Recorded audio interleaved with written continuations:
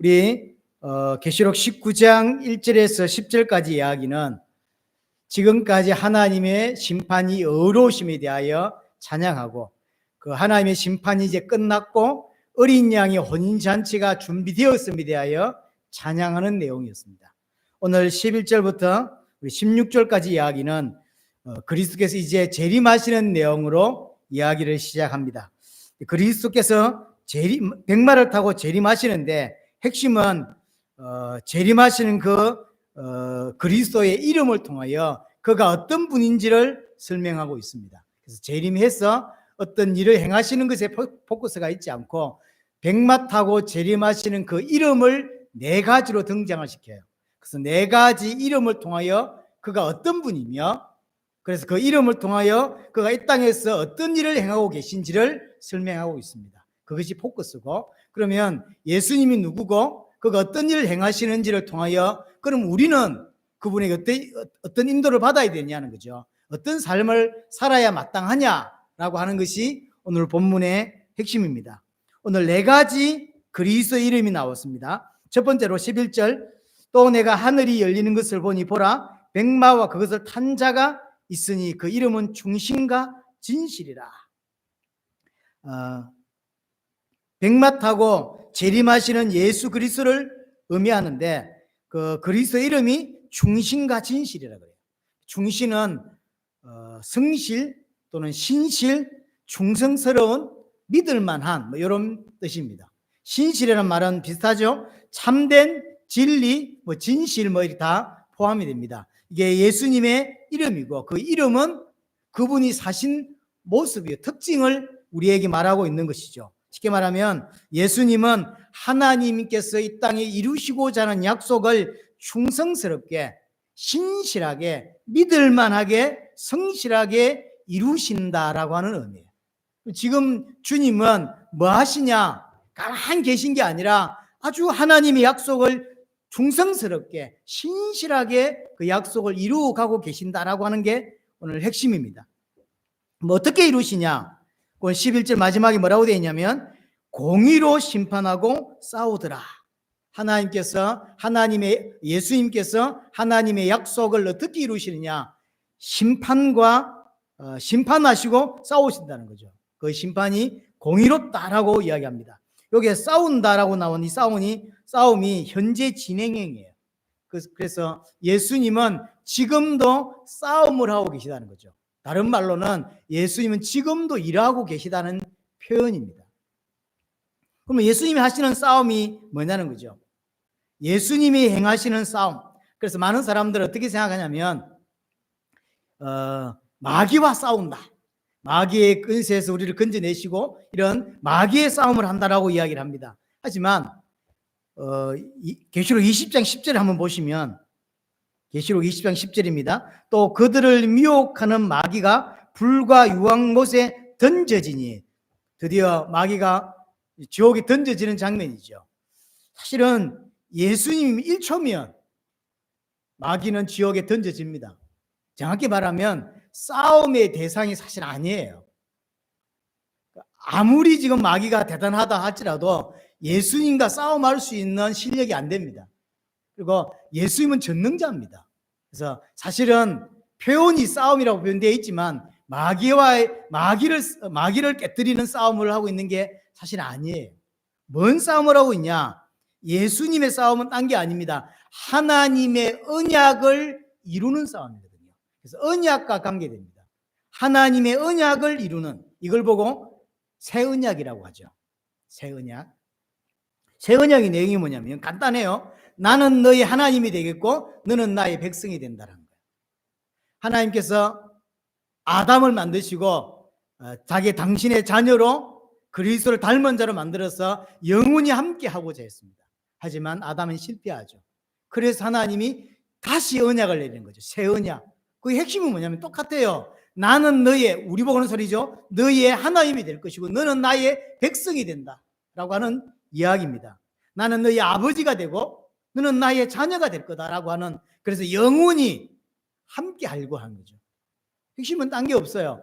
아담을 만들어서 영원히 함께 하려고 했고 우리를 구원하셔서 영원히 함께 하려고 하는 것입니다. 그게 구원의 내용이고 언약의 내용입니다.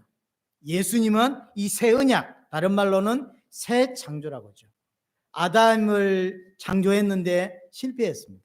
그래서 새 창조, 다시금 에덴을 만드셨지만 아담의 범죄로 그게 무산되기 때문에 새 에덴, 새 하늘과 새 땅을 만드시고 그래서 영원히 우리와 함께 할 수 있는 그 일을 주님은 지금도 행하고 계신 것이죠. 그래서 예수님은 새 창조를 완성하기 위해서 그 싸움을 충실하게, 성실하게, 신실하게 이루고 계신다라고 하는 이야기입니다.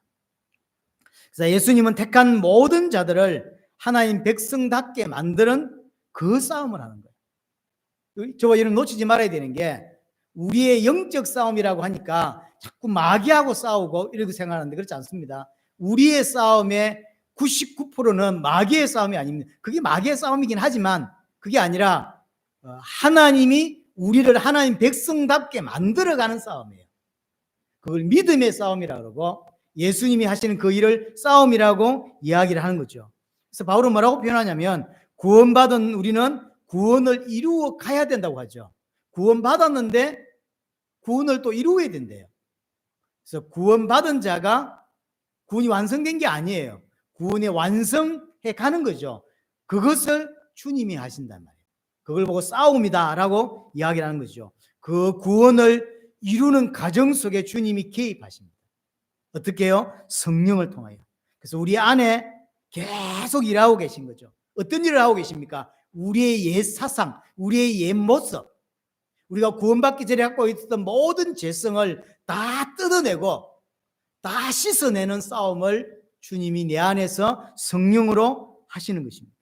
우리는 여전히 구원받았지만 죄성이 남아있고 옛 생각, 옛 체질, 옛날 게 그대로 남아있는 게 많습니다. 그걸 주님은 지금도 뜯어내는 싸움을 하시는 거예요. 그걸 보고 싸움이라고 이야기를 하는 것입니다. 물론 마귀는요 계속해서 우리를 미혹하죠. 그래서 뭐 통틀어서 이 전체를 이게 마귀와의 싸움이다 이렇게 말할 수도 있겠지만 하지만 궁극적으로 따지자면 예수님의 싸움은 우리를 하나님 백성으로 만들어서 영원히 새하늘과 새 땅에 살 수 있는 자로 만들어가는 것, 그게 주님이 하시는 싸움이고 따지자면 우리 싸움 또한 이거예요. 사실은 우리가 잘 몰랐을 때 막 결박기도 하고 영적 싸움이라고 하면서 사단 꺾고 이렇게 했는데 그건 우리의 영적 싸움의 1%도 안 되는 거예요. 진짜 하나님 백성의 싸움은 믿음의 싸움입니다. 주님의 싸움은 우리를 하나님 백성들 만드는 싸움을 하고 있다고. 그래서 잘 알아야 될 필요가 있습니다. 우리를 하나님 백성 만들기 위해서 그래서 가장 먼저 하시는 게 뭐냐면 저와 여러분들 은혜를 받으면 받을수록 가장 먼저 보여주시는 게 뭐냐면 우리의 죄성이에요. 여러분들이 정상적인 은혜를 받으면 내가 구원을 받았을 때 구원이 필요한 옛날의 내 모습을 정확하게 보게 하세요. 그게 은혜의 출발점이고 복음을 깊이 깨닫는 출발점이고 올바른 신앙의 출발점이에요. 아, 내가 저런 죄인이었구나라는. 제가 초등학교부터 교회를 다녔거든요. 그래서 예수를 믿었고 나는 하나님의 백성이다, 하나님 자녀다라는 것에 조금도 추호도 의심이 없었습니다. 하지만 어느 순간 그 자체가 안 믿어지는 게 아니에요. 예수님이 하나님이라는 사실이 안 믿어지는 것도 아니고 하나님이 살아계시다고 하는 것이 안 믿어지는 것도 아니에요. 하지만 이 땅을 살아가면서 뭔가 모르는 무너지는, 이상하게 무너져요. 이게 뭔지 모르겠어요. 하나님이 살아계신데 저는 무너져요. 내가 뭘 모르냐면 예수님이 날 위해 십자가 죽으셨는데 예수님이 죽으셔야 될 내 죄가 얼마나 큰지가 안 보이는 거예요. 도대체 이해가 안 돼요. 그래서 하나님께 정말로 깊이 기도했던 게 그때가 처음인 것 같습니다. 정말로 내 죄가 얼마나 큰데 예수님이 이 땅에 오셔서 그분이 하나님인데 나를 위해 죽으셔야 된대. 근데 그분이 죽음이 아니면 내 죄가 해결이 안 된대. 이게 이해가 안 되는 거예요. 나는 그렇게 특별히 도둑질을 많이 해본 적도 없고 사기를 쳐본 적도 없고요. 사람을 죽여본 적도 없었습니다.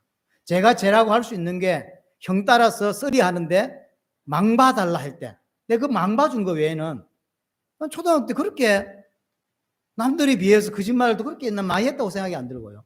아무리 생각해도 다 통틀어도요, 감옥에 3개월이면 될 것 같아요.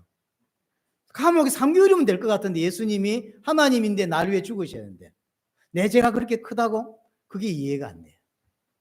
근데 다 그냥 이해가 안 되는데 다 그렇게 살더라고요. 둘 중에 하나를 선택했어야 했어요. 하나님, 솔직히 나는 이해가 안 됩니다. 하나님이 이 땅에 예수님으로 오신 것도 이해가 되고 나를 위해 십자가 죽은 것도 이해가 됩니다. 부활도 이해가 됩니다. 하지만 그가 날 위해 십자가 죽었는데 그 죽어야 될 죄가 얼마나 큰지가 난 이해가 안 된다. 솔직히 말해서 난 3개월 감옥 정도 갔다 오면 아무리 크게 잡아도 6개월이면 될 것 같은데 하나님이 죽어야 될 만큼 큰 죄다? 난 그게 이해가 안 된다. 하나님, 이걸 모른 척 하면서 평생을 살든지 아니면 하나님 제게 은혜를 주셔야 되는데 깨닫게 해달라고. 하루 이틀 기도해도 답이 없어요. 제가 6개월 넘어 기도한 것 같아요. 그것 때문에 딱 그 하나만 가지고. 저는 그게 이해가 안 됐어요. 내 죄가 그렇게 크다고? 난 그게 이해가 안 돼요. 다 믿어졌다니까. 하나님 살아계신 것도 믿어지고 예수님이 날 위해 십자가 지셨다, 부활하셨다. 조금도, 지금도 마찬가지예요. 조금도 추후에도 의심이 없었습니다. 근데 내 죄가 이해가 안 돼요. 하나님 은혜로 어느 순간 이 부분이 탁 열리기 시작했어요. 내 죄가 크구나. 그러니까 이 죄 지었냐, 저 죄 지었냐, 그 죄에 따라 어떻게 속죄제를 드릴 거냐, 이게 문제가 아니고 죄 덩어리라는 걸 알게 됐어요. 내가 죄 자체구나라는 걸 알게 됐어요. 다른 사람하고 죄를 비교할 게 안 되는구나 알게 됐어요. 하나님이 제일 먼저 보여주시는 게 사실 이 부분이에요. 여러분이 은혜 받았다고 할 때 가장 먼저 눈에 들어오는 이 부분입니다. 남하고 비교 못합니다. 아, 내 죄가 이런 거구나 알게 되죠. 그 속에서 예수님이 구원받은 나에게 개입하셔서 새로운 피조물로서 추구해 갈 수 있도록 은혜를 베풀어주세요. 옛날에는 구원받고도 그냥 육신적 잘 되는 것이 나의 모든 것이었습니다. 하지만 은혜를 계속 받을수록 이제 어떤 사람이 되기 시작하냐면 새하늘과 새 땅을 사모하는 쪽으로 조금씩 바뀌게 된다는 것을 알게 되고요. 하나님이 내게, 예수님이 내게 베풀어 주신 은혜와 사랑을 조금씩 알게 되죠. 그러면서 옛날에 갖고 있었던 옛 모습, 그것들이 어느 순간부터, 옛날에 그걸 버리지 못했는데 어느 순간부터 역겹기 시작하죠. 어떤 사람이 술 때문에 교회 못 온다 그랬는데 하나님께 은혜를 받으니까요, 내가 정신이 돌았던 것 같다. 내가 왜 저렇게 술을 많이 먹고 다녔을까? 이런 생각이 들기 시작하죠. 먹으라고 갖다 줘도 안 먹는 단계가 오는 거죠. 한 부분만 그렇고요. 모든 부분이 이렇게 돼요. 처음에는 발부둥 쳐야만 겨우 교회 가고 하나님을 섬기는 것처럼 되는데 어느 순간부터 점점점 새하늘과 새 땅이 소망으로, 나의 소망으로 여겨지게 되고 점점점 하나님 백성으로 삶이 더 좋고, 그러면 옛날에 구원받지 못해서 그 행동들이 역겹게 돼요. 내가 왜 저리 살았을까? 진짜 귀신서였던 것 같다. 이런 생각이 든다고요. 이 점점 은혜를 받고 있다고 하는 증거인 거죠. 이게 억지가 아닙니다. 점점 내 마음에서 우러나와서 하나님을 사랑하는 자로 점점 발전하게 되죠. 그걸 누가 하시는 일이냐면 예수님께서 성령을 통해서 내게 행하시는 싸움이라니까요. 어떻게 행하시냐? 중심과 진실로 아주 충성스럽게, 아주 진실되게, 성실하게, 끊임없이 계속 내 안에서 그 일을 행하시는 거예요. 우리는 이랬다 저럴 때가 많거든요. 어떨 때는 기분이 좋아서 하나님밖에 없습니다 했는데 금방 돌이키기도 하죠. 하지만 주님은 중실과 성실이라, 중심과 성실이라, 충성스럽게 조금도 빈틈없이 차근차근 나를 하나님 백성답게 계속 만들어 갔어요. 절대 안 바뀔 것 같던 나를, 그게 하나님이, 주님이 이 땅에서 행하시는 싸움입니다. 그 새 창조가 언제 완성되냐?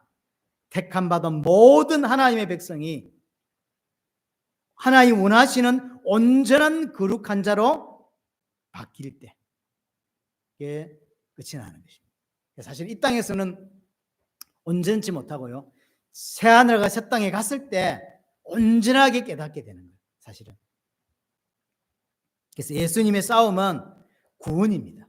우리를 구원하시기 위한 싸움이고 구원받은 자에게 구원을 완성해가는 싸움을 계속 우리에게 행하고 계시다고 하는 거죠. 그래서 이사야 62장 1절에 보면 우리 주님은 시온을 위하여 쉬지 않으신다는 표현이죠. 쉬지 않으신대. 이 시온은 교회입니다. 우리인 거죠. 우리를 위해서 쉬지 않고 오늘도 일하시죠. 예수님이 요한복음에 보면 아버지가 일하신 나도 일한다는 표현을 쓰죠. 아버지가 하시는 일이 뭔데요? 구원입니다. 그럼 예수님이 하시는 일이 뭔데요? 구원이에요. 구원받은 우리를 구원받을 수 있도록 일하셨고 구원받은 우리에게 구원이 완성되도록 지금도 성실하게 진실하게 충성스럽게 일하고 계신 거예요. 우리가 깨닫든 깨닫지 못하든 이런 환경 저런 환경 또 이런 메시지 저런 메시지를 통해서 계속 다져가시면서 그렇게 우리를 인도하고 있는 것이죠. 성도의 삶의 방향은 하나입니다. 우리가 이 땅에서 옛 모습을 제거하고 거룩한 자로 만들어지기 위하여 이 땅에 존재하는 거예요. 돈 좀 많이 벌기 위해 존재하는 게 아닙니다. 남들에 비해서 좋은 말 듣기 위해서 존재하는 게 아닙니다. 왜 이 땅에 태어나고 구원받게 하셨냐? 하나입니다. 우리의 옛 모습을 제거해서 하나님 원하시는 모습, 하나님 백성다운 모습으로 만들어지기 위해서 우리는 살아있는 것입니다. 그렇죠? 다 되면 하나님 데려가시는 것입니다. 자, 재림하시는 예수님의 두 번째 이름이 뭐냐면 12절 그 눈은 불꽃 같고 그 머리에는 많은 간들이 있고 또 이름 쓴 것이 하나가 있는데 자기밖에 아는 자가 없고 두 번째 이름은 자기밖에 아는 자가 없는 이름입니다. 독특하죠? 12절 초반부에 그 눈은 불꽃 같다고 합니다. 재림하시는 예수님의 눈은 불꽃 같대요. 무슨 말이냐면 주님은 모든 것들을 꿰뚫고 계신다는 거죠. 신자 불신자 상관없이 전 모든 사람을 정확하게 알고 계십니다. 교회 안에 얼마나 가짜가 많습니까? 알고 계세요. 어떤 교회가 가짜 교회인지 어떤 신자가 가짜 신자인지 정확하게 꿰뚫고 계시단 말이죠. 그분의 이름이 뭐냐면 자기밖에 아는 자가 없대. 자기밖에. 무슨 말일까요? 그 존재를 다 알 수가 없다는 거예요. 분명히 우리는 예수님을 압니다. 하나님의 아들인 것도 알고 나를 위해 이 땅에 오신 것도 알고 십자가 지고 부활한 것도 압니다. 하지만 그건 다 아는 게 아닙니다. 아는 것의 일부분일 뿐이죠. 일부분입니다. 우리는 그리스도께서 행하신 구원을 완전히 다 이해할 수 없다는 뜻이에요. 자기밖에 아는 자가 없어요. 자기밖에 아는 자가 없는 이름이라. 예수 그리스도 외에 하나님 외에는 예수 그리스도를 정확하게 알 수가 없다 이 말이에요. 그렇죠? 그래서 언제 알 수 있냐? 새하늘과 새 땅에 구원이 완성됐을 때 알 수 있는 것입니다. 그렇죠? 우리는 조금밖에 알 수가 없습니다. 새하늘과 새 땅에서 온전히 하나님을 그리고 예수 그리스도를 알게 됩니다. 진짜 알면 어떻게 되냐면 감격, 감사, 찬양할 수밖에 없어요. 요한계시록에서 천사들이 나와서 계속 찬양하죠. 그건 알기 때문에 하는 거예요. 우리가 왜 이 땅에서 감격하고 올인하면서 찬양하지 못하냐면 그분을 그렇게 알고 있지 못하기 때문에. 저와 여러분들 아는 수준이 미미합니다. 그러니까 감사도요, 이렇게 생각해야 감사가 나와요. 저거 감사하지. 모르는 거예요. 근데 진짜 새하늘 새 땅에서 그런 표현을 쓰잖아요. 새하늘 새 땅에서는요 찬양만 한대요. 그래서 어떤 사람은 아따 지겨워라 이렇게 이야기하죠. 왜 그럴까요? 모르니까.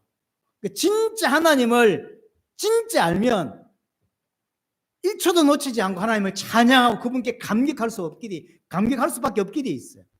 근데 우리는 그 하나님을 거의 몰라요. 그러니까 천국에서 찬양한다는 말이 이해가 잘 안 되는 거죠. 하지만 진짜 그분을 아는 만큼만 찬양하고 감격할 수 있는 것입니다. 그래서 그 상태, 진짜 하나님을 아는 상태가 어떤 상태냐? 완전히 죄를 지을 수 없는 상태가 되는 거예요. 진짜 하나님 알아버렸어. 그러니까 이제 죄를 지을 수 없는 상태. 그거는 짓지 못하도록 뭘 한 게 아니에요. DNA를 바꾼 게 아닙니다. 마음껏 죄 짓기 놔둬도 죄를 못 짓는 상태예요. 왜냐? 하나님을 진짜 알아버리거든요.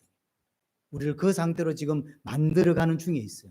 그래서 하지만 완전하지 않습니다. 하지만 새하늘 새 땅에 갔을 때는 그분에 대한 온전한 눈이 열리고, 왜냐? 하나님 온전하게 계시를 그때 해주시거든요. 그럼 그때는 마음이 기쁜 곳에서 영원이란 시간 동안 그분을 찬양하고 높이고 영광을 돌리는 자가 되는 것입니다.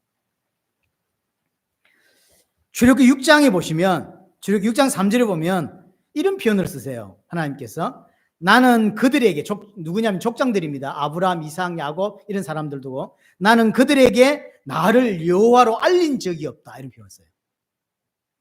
이상하지 않나요? 자기는 그 아브라함에게, 이삭에게, 야곱에게, 그들 조상들에게 한 번도 여호와라고 알린 적이 없대요. 근데 진짜 알린 적이 없을까요? 아브라함은 여호와 하나님을 여호와라고 안 불렀을까요? 불렀습니다. 처음 장면이 어디 나오냐면 창세기 4장부터 여호와라고 부르기 시작해요. 그럼 아브라함도 불렀고 이삭도 불렀다니까요. 근데 이 말이 무슨 말입니까? 여호와라고 하는 그 이름이 가지고 있는 의미를 그 앞에 사람들은 제대로 몰랐단 말이에요. 여호와라고 불렀어요. 여호와라고 믿었어요. 하지만 그 여호와라고 하는 이름이 가진 그 의미가 뭔지 그들은 깊이 몰랐다는 거예요. 여호와라고 불렀지만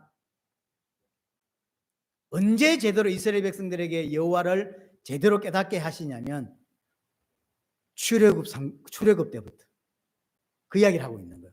이스라엘 백성이 430년 애굽의 노예 생활할 때도 그 중에 일부는 여호와라고 불렀습니다. 얼마나 믿었는지는 알 수 없지만 그 사람들도 여호와라고 불렀어요. 우리 아브라함이 하나님, 이삭이 하나님이라고 불렀다고, 여호와라고 불렀다고. 하지만 여호와 이름이 가진 그 의미, 가지고 있는 특성을 그들은 아무도 몰랐다는 거예요. 언제 알았냐? 출애굽을 위해서 10가지 재앙이 떨어질 때 하나님이 어떤 분인지 알기 시작하고, 출애굽을 통하여 알고, 홍해 통해서 알고, 강야 40년을 통하여 하나님을 알아가기 시작하죠. 그래서 하나님을 불렀지만 하나님을 아는 게 아니라는 거예요. 우리 또한 마찬가지입니다. 하나님 압니다. 예수 그리스도 압니다. 십자가 부활 압니다. 아는 게 아니라니까요. 아는 게 아닙니다. 이스라엘 보세요. 강약길을 걸어가면서 계속 육신적으로만 하나님을 알죠. 계속 육신적으로만. 우리는 다 알지 못합니다. 구속사역이 완전히 완성되었을 때 그때만 비로소 여호와 하나님을 정확하게 알게 되는 거죠. 우리가 성경을 계속해서 배워야 되는 이유가 뭐냐? 이것 때문이에요. 성경 66권을 통해서 하나님이 누군지, 그가 행하실 은혜가 뭔지, 그가 행하시는 구속사역이 뭔지를 완벽하진 않지만 설명해 주시세요. 설명해 주신다고 또 우리가 깨닫는 것도 아니에요, 사실은. 하나님께서 은혜를 주셔야 되고 계시해 주셔야만 알 수 있는 거예요. 그래서 오늘 본문이 예수님이 드디어 재림하시는 장면인데, 재림의 포커스가 있는 게 아니라 재림하시는 예수님의 이름 4가지를 이야기하면서 그가 어떤 분인지, 그가 어떤 일을 행하시는지를 우리에게 설명하는 게 포커스라는 사실. 우리는 예배하면서 계속 예수 그리스도가 누군지 더 알아가야 합니다. 우리는 하나님을 잘 모릅니다. 우리는 예수 그리스도를 잘 모릅니다. 요한복음 17장 3절에 보면 영생은 곧 유일하신 참 하나님과 예수 그리스도를 아는 거라고 되어 있죠. 구원을 받고 나면 이제 하나님께서 우리에게 어떤 은혜를 베려주시냐면 그 하나님과 예수 그리스도를 계속 알고 싶은 은혜를 주세요. 그게 구원받은 거예요. 말씀이 궁금하고 말씀의 진리를 알고 싶어져요. 그게 구원받은 자의 모습입니다. 그게 여러분들에게 안 나오면 여러분들은 뭔가에 고장이 나 있는 거예요. 어디가 고장난지 모르지만 분명히 고장나 있어요. 하나님을 모르기 때문에 하나님을 두려워할 줄 몰라요. 지금 개인적으로 한국 교회와 전 세계 교회를 볼 때 가장 두려운 중에 하나가 하나님의 말씀에 대한 진리에 관심이 없다는 것이고, 그러니까 하나님을 모르니까 하나님을 두려워할 줄 모른다는 거예요. 하나님을 너무나 우습게 생각해요. 하나님에 대해서 함부로 이야기하고. 왜? 모르니까. 그래도 되는 줄로 생각해요. 또 하나, 하나님을 안다는 건 어떤 의미일까요? 그분의 통치를 받는다는 거예요. 하나님을 안다는 것은 내가 그분은 창조주 하나님이고 나는 피조물이라고 하는 사실을 정확하게 아는 거죠. 그래서 그분의 통치 안에 들어가는 거예요. 하나님의 나라가 임했다고 하는 것은 그분의 통치 안에 들어가는 거라고 이야기했죠. 그래서 하나님을 알면 알수록 그분 앞에 무릎 꿇게 되어 있고 그분의 통치를 받게 되어 있습니다. 하나님의 지배를 받는 거죠. 그분을 주인으로 섬길 수밖에 없는 것입니다. 자, 세 번째 이름이 뭐냐면 13절, 또 그가 피 뿌린 옷을 입었는데 그 이름은 하나님의 말씀이라. 말 탄 자가 예수 그리스도가 피 뿌린 옷을 입었대요. 이건 이사야 63장 1절에 3절을 인용해서 하고 있는 겁니다. 이사야 63장 1절에 3절은 어떤 이야기냐면 하나님께서 열국을 심판하시는 내용이에요. 오늘 재림하시는 예수 그리스도는 백마를 타고 오셨는데 그가 자기 백성을 구원하시고 대적을 심판하시는 거죠. 그래서 예수님의 재림은 한쪽은 구원이고 한쪽은 심판인 거예요. 오늘 13절부터 해서 이제 15절, 여기 14절, 15절이 뭐냐면 아마겟돈 전쟁의 어떤 출발을 설명하는 거거든요. 철장으로 만국을 다스리고 포도주 톱을 밟고 완벽하게 하나님께서 대적들을 무찌르시고 짓밟으시는 완벽한 심판을 행하시는 모습을 이야기하고 있죠. 그래서 지금 계시록 19장 이야기는 결국 이사야 63장 하나님께서 만국을 심판하시겠다고 하셨는데 그것이 성취되고 있는 장면인 거예요. 하나님께서 자기 백성은 구원하시고 대적은 심판하시는 모습이죠. 근데 그 이름이 하나님의 말씀이래요. 하나님의 말씀. 무슨 뜻일까요? 하나님께서 마지막에 전 세계를 심판하시는데 심판의 근거가 뭐냐? 하나님의 말씀이에요. 그렇죠? 하나님의 기분을 따라서 심판하시는 게 아니에요. 오늘 너무 기분이 나빠. 그래서 바벨론 짓밟아 버리고. 그렇게 하지 않는단 말이에요. 말씀에 근거해서 심판하시는 거예요. 말씀에 근거해서. 말탄 자가 하나님의 말씀으로 심판하시기 때문에 그 이름이 하나님의 말씀인 거예요. 그래서 그리스도의 이름이 하나님의 말씀이라고 이야기하죠. 계시록에서는 하나님의 말씀 이꼴 예수의 정은 똑같은 단어로 사용됩니다. 하나님의 말씀이 뭐냐? 다른 말로는 예수님의 정은이에요. 이걸 둘이 동일시하죠. 그래서 하나님의 말씀으로 심판한다는 것은 예수의 정은으로 심판한다는 말인 것이고요. 예수의 정은이 뭐냐? 그러면 예수님이 행하신 십자가와 부활이 예수의 정은이에요. 그러면 심판의 기준이 뭐가 되는 것이냐면 하나님은 사람을 두고 사람을 심판하시는데 그 기준이 뭐냐? 예수의 정은을 믿고 의지했냐 무시했냐. 예수의 정은이 뭐라고요? 예수님이 행하신 십자가와 부활이라고 그랬죠. 예수의 십자가와 부활을 의지했냐? 그럼 구원. 그걸 무시했냐? 심판. 그래서 하나님의 말씀 이꼴 예수의 정은이라고. 그래서 예수의 정은이 하나님의 심판의 기준인데 뭘로 구원받고 뭘로 구원받지 못하냐? 기준이 뭐냐면 정말로 예수 그리스도의 십자가와 부활을 인정하고 믿냐? 구원받는 거예요. 안 믿냐? 그럼 심판받는 거예요. 그게 기준이에요. 여러분들의 행위, 여러분들의 어떤 인성이 아닙니다. 예수님이 이 땅에 오셔서 십자가 지시고 부활을 통해 이루신 그 구속사역이 기준이라니까요. 그게 하나님의 말씀이에요. 자, 네 번째, 하나님의 이름이 만왕의 왕이요 만주의 주라고 우리 16절에 이야기를 합니다. 14절에 보시면 먼저 하늘에 있는 군대들이 희고 깨끗한 세마포 옷을 입고 백마를 타고 그를 따르더라. 자, 흰옷을 희고 깨끗한 세마포 옷을 입은 하늘의 군대가 백마를 탄 예수 그리스도를 따르는 거죠. 그럼 이 누구냐? 흰옷을 입고 세마포 옷을 입고 있는 이 군대가 누구냐는 거예요. 그래서 이제 주로 이제 학자들은 천사다 아니면 성도다 이렇게 많이 갈립니다. 제가 볼 때는 그렇게 갈릴 필요가 없어요. 왜냐하면 만약에 천사라고 해도 이 천사는 앞에서 살펴봤죠. 천사는 천사가 아니라 대부분의 천사는 뭐였냐면 성도를 대표하는 거였어요. 성도를 대표했죠. 그래서 또 계시록에서는 딱 한 군데 계시록 15장 6절 빼놓고는 천사가 흰옷을 입은 경우 없어요. 흰옷을 입었다고 하는 건 성도예요. 그래서 천사였던 성도였던 상관없이 하나님의 백성을 대표하는 자들이에요. 성도라고 보는 게 맞는 거. 이 성도가 백마탄 그리스도, 재림지러 오시는 예수 그리스도를 따라가는 거죠. 따라가죠. 뭘까 이게요? 좀 재림하시는 예수님이 대적과 싸우고 있고 심판하신다고. 이 말은 성도 또한 예수님의 싸움에 동참한다는 뜻이에요. 우리가 가만히 있고 예수님이 모든 걸 심판하시고 싸우시고 우리는 가만히 있고 그렇지 않습니다. 예수님의 싸움에 우리가 그 싸움에 동참한다니까요. 예수님이 싸울 때 우리가 싸우고 예수님의 심판에 우리가 심판한다니까요. 동참하는 거예요. 그럼 그게 뭘까요?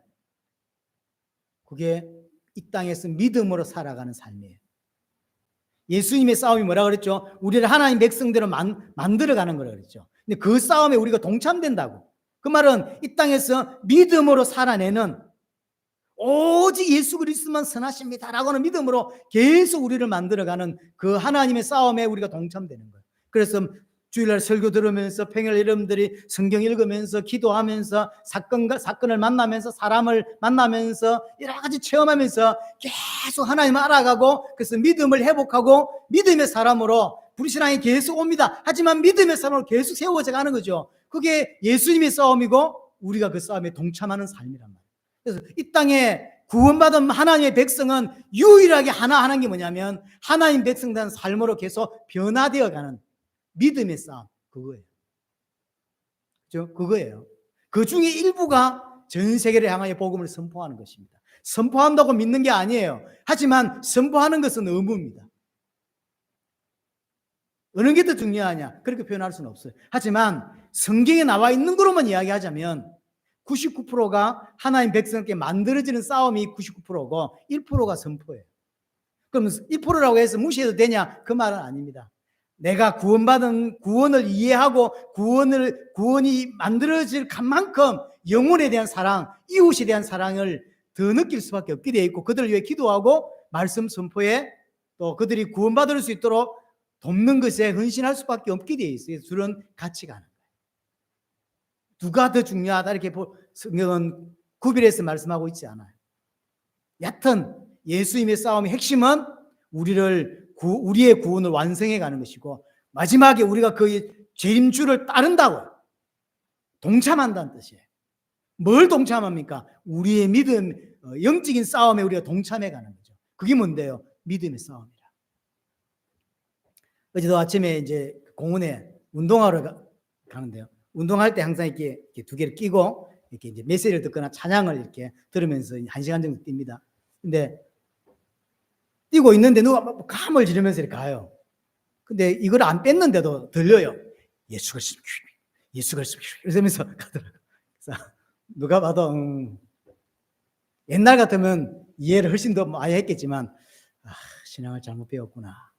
그게 영적 싸움인 줄 알아요. 그 사람은 막 큰 소리를 막 예수 그리스도의 이름 명하노니 이 땅에 뭐 결박을 받을지어다 이러면 쫙 가더라고요. 주위의 사람들 얼마나 욕을 하겠습니까? 욕을 했던 뭐 중요한 게 아니라 그 사람은 그게 영적 싸움이라고 생각하는 거예요. 그게 영적 싸움 아닙니다. 그건 우리가 가진 영적 싸움의 1%도 안 되는 거예요. 근데 그게 영적 싸움이라고 생각합니다. 그렇지 않아요. 우리의 영적 싸움은 믿음의 싸움이라니까. 불신앙의 싸움을 하는 거예요. 그래서 우리 믿음의 사람으로 만들어지는 것이 영적 싸움이지 사단 결박하고 귀신 꺾고 뭐 그거 아니라니까요. 많이 혼돈합니다. 그래서 하나님의 백성은 주님과 함께 이 싸움을 해간다는 사실 기억하셔야 되고요. 마지막 이름이 만왕의 왕이라 그랬죠. 만주의 주라 그랬죠. 15절에 먼저 보면 그의 입에서 예리한 금이 나옵니다. 예리한 금은 하나님의 말씀입니다. 뭐로 심판하신다? 하나님의 말씀으로 심판하시는데 어디로 심판합니까? 만국을 심판하시죠. 어떻게 심판합니까? 철장으로 다스리는데 철장이 뭐냐면 철막대기예요. 뭘 말한 거냐면 강력한 심판을 한다는 거죠. 일반 막대기가 아니라 철로 만들었다고. 지금으로 말하면 핵폭탄이라고 했겠지. 옛날 수천 년 전에 썼으니까요. 이걸 철막대기로. 그래서 강력한 심판을 행하시는 것이고 또 하나 어떻게 행하시냐? 맹렬한 진노의 포도주를 밟는다 그러죠.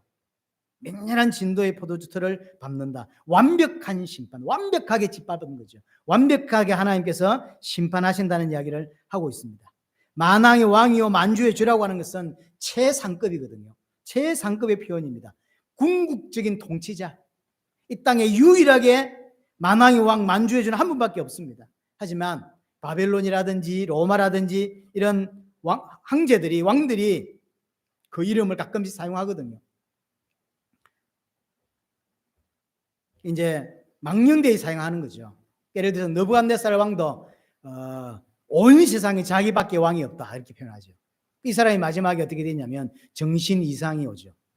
하나님 이름을 함부로 도용하고 망령되이 쓴 사람이 결과입니다. 그래서 막 왕이었는데요. 막 산으로 돌아다니면서 풀 뜯어먹고 살고 정신이 돌아가죠. 그러다 마지막에 또 하나님 은혜를 불러주셨어요. 정신이 돌아옵니다. 그리고 마지막에 다니엘 4장인가 보면요. 하나님을 우주의 하나님이라 하면서 이렇게 찬양하는 모습이 나오죠. 애가 정신이 돌았다가 하나님 은혜를 베풀어 주시니까 조금 회복이 되죠. 그게 정말로 하나님을 믿었다는 표현인지는 사실 저는 잘 모르겠는데 저는 그렇게 생각지는 않습니다.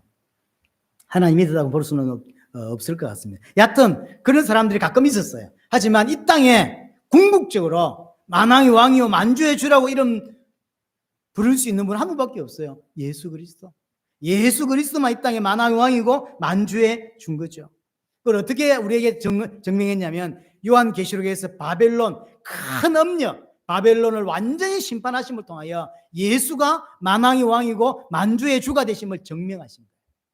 하나님의 심판이 공의롭고 그 다음에 그분이 바로 만왕의 왕이다. 예수 그리스도 외에 더 이상 왕이 없다는 것을 증명해 주신 것이죠. 우리는 이 예수 그리스도를 계속 알아가는 싸움을 해야 합니다. 이게 우리가 해야 될 진짜 싸움이에요. 자, 다니면서 시장 골목 다니면서 예수 이름을 결박하고 하는 게 영적 싸움이 아닙니다. 그건 영적 싸움의 한 일부분일 수 있습니다. 어떤 일이 벌어졌을 때 분명히 그럴 수 있는, 왜냐하면 바울도 보면 또 베드로도 보면 그런 상황이 있었어요. 그러나 그것을 모든 인생 전체에 확대 해석하면 안 됩니다. 하나님이 행하시는 예수 그리스도께서 행하시는 싸움의 대부분은 우리를 하나님 백성답게 만들어가는 싸움이에요. 우리를 새하늘 새 땅에 데려갈 수 있게 하는 싸움이란 말이에요. 근데 우리는 그 싸움에 동참되어져야 된다. 그럼 그 내용이 뭘까요? 예수 그리스도 알아가는 거예요. 결국은 예수 그리스도를 알아가는 싸움을 여러분들이 해야 된다고 하시는 것이죠. 근데 보세요. 어떤 사람들은 교회 다니면서 마치 자기가 만왕의 왕처럼 살잖아요. 자기가 왕이고 자기가 주인이라. 그래서 하나님마저도 부려먹으려고 하는, 하나님 부려먹는 이름이 예수 그리스도예요. 키가 예수 그리스도라고 이렇게 알고 있다고. 너무나 신앙을 이상하게 알고 있는 것입니다. 우리는 그분을 아직 잘 모릅니다. 하나님은 알아가라고 이야기를 하시는 것입니다. 바울도 그래서 빌립보서 3장에 보면 나는 다 이루었다고 말하지 않는다. 그렇게 하죠. 다 이루었다고 해놓고 나는 앞을 향하여 간다 그러죠. 그래서 그럴 수만 있다면 나는 빨리 죽고 싶다 그러죠. 예수 그리스도의 부활에 빨리 동참하고 싶다. 나는 빨리 죽었으라도 그 부활의 능력을 더 알고 싶지 이 땅에 더 오래 살고 싶은 게 아니다. 그 표현을 하죠. 바울은 어디에 꽂혀 있냐면 그 하나님을 알아가고 예수 그리스도 알아가는 데 인생이 꽂혀 있는 거예요. 우리가 볼 때는 세계에다 복음을 선포한 것에 인생을 걸었다고 보이지만 제가 볼 때는 바울은 그런 사람이 아니에요. 그것도 그 분의 인생이지만 가장 깊이 하고 있던 바울의 인생은 뭐냐면 예수를 더 알고 싶었던 거예요. 그게 바울의 인생의 대부분이에요. 그러면서 세계에다가 예수 그리스도를 선포하는 일을 했던 것이죠. 우리 또한 예수 그리스도의 은혜로 말미암아 예수를 더 알아가는 은혜가 우리에게 있으면 좋겠고 일평생 계속 예수를 더 알아가는 은혜가 있기를 원합니다. 우리 주님은 지금도 싸움을 하시면서 우리를 하나님 백성으로 만들어가고 있다는 사실 기억하시고 일평생에 예수를 계속 더 알아가는 은혜가 있기를 바랍니다.